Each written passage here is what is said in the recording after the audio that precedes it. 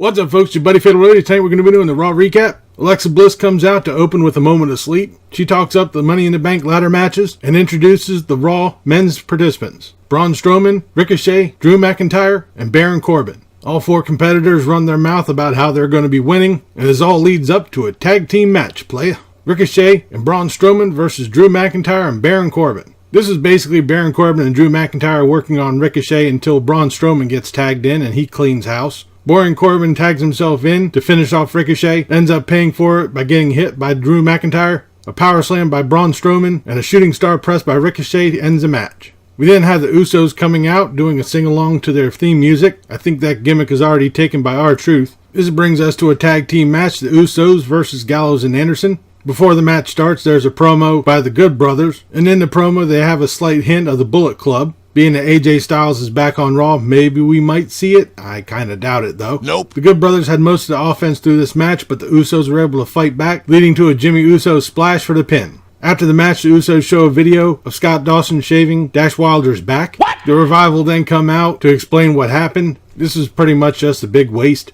We then have The Miz coming out for an episode of Miz TV. Oh, for God's sake. He introduces his guest, Bobby Lashley. He comes out and oddly is talking in third person. Bobby Lashley tries to go stat for stat with The Miz. I guess he kind of forgot how many titles The Miz has held. Then Lashley brings up The Miz's match at WrestleMania, calls him worthless. Then a big fight breaks out, and guess what? We have a match. Shortly after the match starts though, Shane McMahon comes out trying to distract The Miz. Finally, when The Miz's father is put up on the Titantron, this actually does distract The Miz. He ends up eating a spear by Lashley, who gets the pin. After the match, both Shane McMahon and Bobby Lashley beat down The Miz. Okay, I'm glad we're continuing this feud. Dude. We then had the Viking Experience coming out. Before they get to the ring, they're jumped by the Lucha House Party, which is our next match. This was basically a glorified squash match. We got the Viking Experience and a pin. Alright. We then have another moment of sleep with Alexa Bliss. She introduces the women's Money in the Bank ladder match participants, Natalya, Dana Brooke, Naomi, and herself. Naomi challenges Alexa Bliss to a match.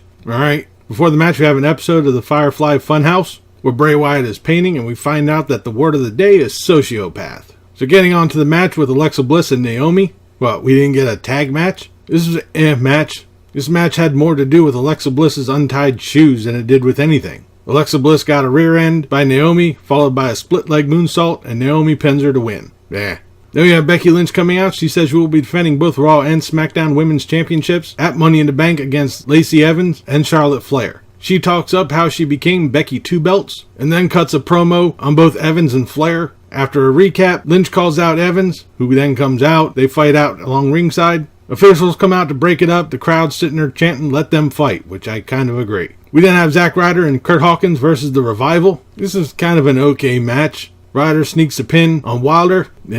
Backstage, The Miz challenges Shane McMahon to a cage match at Money in the Bank. And on Twitter, Shane McMahon accepts it. So we're going to be seeing this shit again. Then we have Sami Zayn coming out. Does the same bullshit as he had the past couple of weeks, running down the crowd. After that, Samoa Joe comes out. He runs down Rey Mysterio and his son, which leads us to our next match. Samoa Joe versus Rey Mysterio. This is a decent match. What the usual 50-50 booking means that Rey Mysterio got his win back. I seriously think we have to get rid of this 50-50 shit. It's ridiculous. He wins one week and he wins one the next week. It's just, let them go.